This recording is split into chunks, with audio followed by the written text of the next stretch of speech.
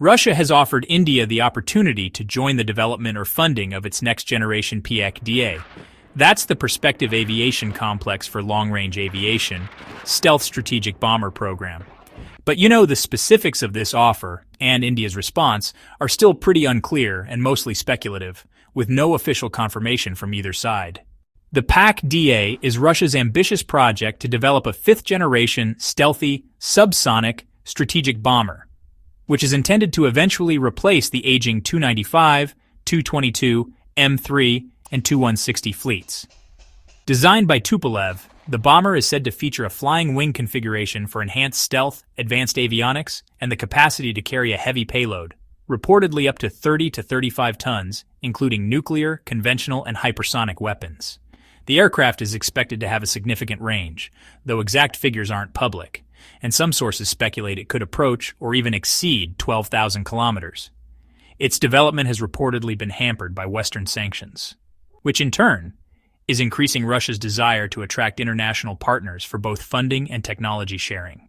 Reports indicate that Russia has used the PAK-DA project to entice India into becoming a development or funding partner, basically inviting India to co-develop or invest in the program in exchange for access to the technology or eventual acquisition of the aircraft. The goal for Russia is not only to secure a customer, but also to share development costs and perhaps strengthen strategic ties with a key defense partner. However, there is no official confirmation that any formal offer has been made, nor is it clear whether India has expressed serious interest in such a partnership. Why would India consider the PAK-DA? Well, when it comes to strategic deterrence, India's nuclear triad, that's land, sea, and air, lacks a dedicated, long-range, nuclear-capable bomber, and instead relies on fighter jets and missiles. So, power projection.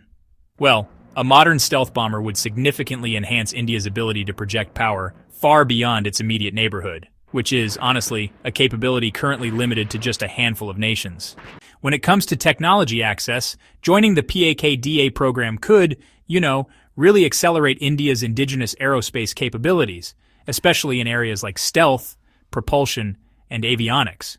Of course, that's provided Russia is actually willing to share its advanced technology. Now let's talk about the challenges and uncertainties. Geopolitical risks are a big factor. Russia's international isolation due to the Ukraine war? Well, it definitely complicates defense collaboration. And there are possible sanctions risks for partners too. So when it comes to technology transfer, past experiences suggest that Russia may be unwilling or even unable to fully transfer sensitive technologies. This could, end up leaving India dependent on Russian support for maintenance and upgrades. Now, regarding indigenous development, there are these persistent rumors and a fair bit of speculation that India has started its own ultra-long-range stealth bomber project, which is being called Ulursa. The aim, apparently, is for a range of 12,000 kilometers and some pretty advanced stealth features. So just to clarify, there has been no official confirmation.